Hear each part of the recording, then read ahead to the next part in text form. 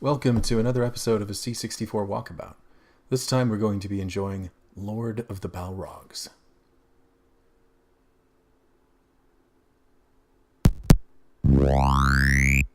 Yes, it's not too late to flee from the Lord of the Balrogs deep in an ancient forest. The ancient forest of Zorg is a six-floored fortress, said to be full of strange creatures. You'll have a party of 5 bold adventurers comprising a warrior, Amazon, hobbit, cleric, and sorcerer. But as you can tell, we're not heeding the warnings of the Lord of the Balrogs.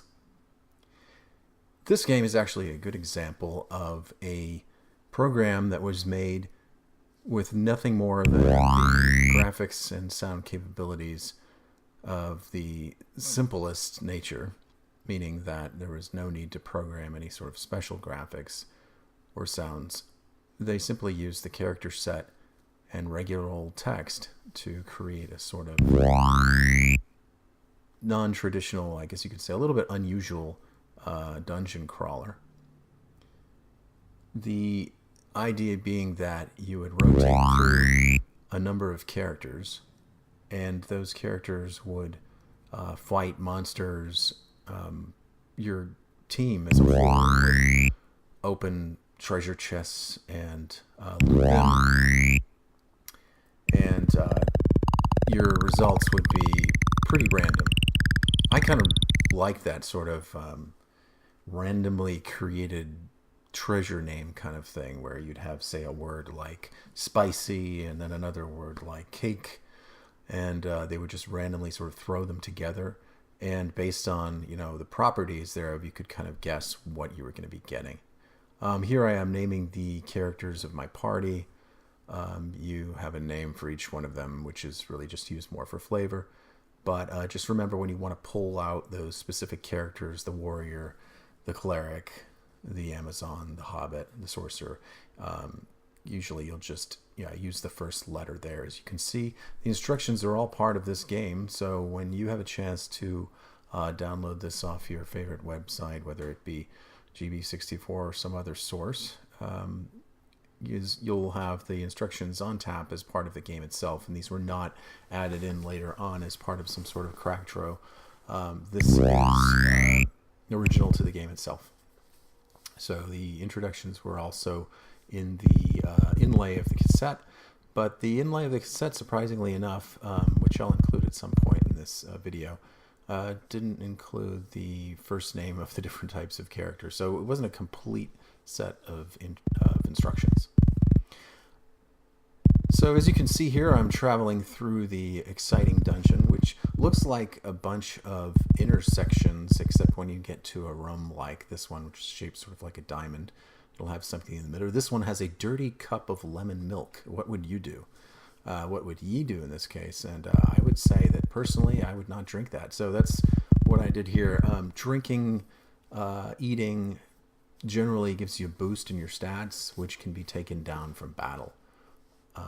And in this case, I actually picked up a spell of cold, which I've not had a chance to use yet, since this is not a complete playthrough and I had to save it. I did save the game through a bit of the old emulation cheat, which is an image, save image in device emulator. So a snapshot. And here's a repugnant bowl of black custard. Yes, normally I would say that I would stay away from a repugnant bowl of black custard, but I suppose you could be surprised. I have actually been healed by something that sounded a bit nasty. And here's another chest, a luscious, pulsating pancake. I know that sounds kind of nasty, but I swallowed it, and it turns out to be the equivalent of a healing potion. And here I am pulling up the stats with, I believe the character is I. An interesting thing about this game is it didn't use direction keys or its own set of directions. It just pretty much is north, south, east, west. So nothing really to memorize there. As long as you know your 4 directions, you'll be pretty good, right? So there are a few others that are maybe not quite as intuitive, like F for feed instead of E for eat. Here it is, a stinking slice of dragon cake. I say, yeah, I'd like some of that. And I do this, and yep, I got a healing potion, and I am now healthier, I believe. So I clicked on I perhaps a bit too quickly there. Yeah, so I noticed the stats hover around 100. When they start getting lower than that, you're in trouble. Each one of your individual characters has his or her own health, so that health will drop accordingly. The group as a whole seems to take on the healing or the poison. So when you feed on something, everybody gets the effects. So here, Oak Fairy charges the giant ant and decapitates it.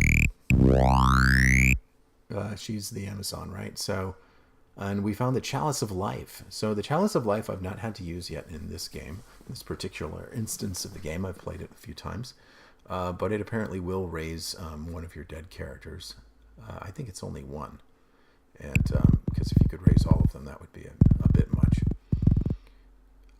You want to experiment with the foods, see if you can maybe figure out what those keywords are for something that's going to poison or sicken you versus something that's going to make you stronger for battles to come.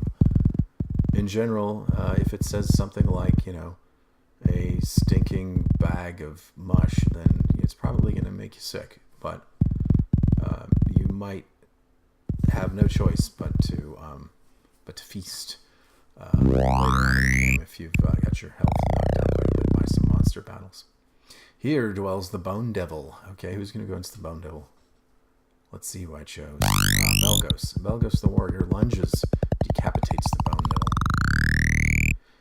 This particular run, I am on the second floor, and I'm just knocking it out of the park for the most part. I'm not eating bad things. I'm eating only good stuff. I'm pretty much taking out the monsters one by one. Here's a nutritious spotted sweet. However, look at that. I swallowed poison and are now, I think it said sick, but it went by very quickly. Perhaps those of you who are interested enough could pause the video for a second to see what it said. If you check the stats, you should notice that they raise or lower accordingly with what you've eaten. However, I'm not sure what those conditions do. Sometimes it says you're sick or you're ill. I just assume that they're the equivalent or the opposite of being healthy. The purple ooze, purple ooze was a little tougher. Sometimes, and the purple salver here, purple ooze and the purple salver. I have not tried to use the purple salver, and I'm not sure that you can use all the treasures. I know for sure that you can use the Chalice of Life, however. So all the rooms pretty much look like this. They're not, the levels are, maybe, I don't know, 4, they tend to be longer than they are tall on the map there. So, and here I am looking at what I've picked up. Okay. In general, you just sort of walk around until you find the next stairway down, and you try to find as many of these as you can. You can do the old grid approach, which works pretty well with this map, which means basically you just go from east to west or west to east or whatnot, a line south across again, and then just sort of run through everything here. Frodo is getting hurt here, or Frabo. If I recall correctly, Frabo gets pretty brutally beaten here. And I think he actually loses it. We're still on floor 2, so I guess I contradicted myself already. Oh, look, the giant ant swallowed Frabo the Hobbit, and the internet just mourned. Oakberry comes through and decapitates the giant ant in one swipe. I guess I should have chosen her, because she did pretty well against the ant the first time, same way. Picked up the Eye of Smog. All right, well, there we are. I am going to call it right here, but this is just a little introduction to the Lord of the Balrogs.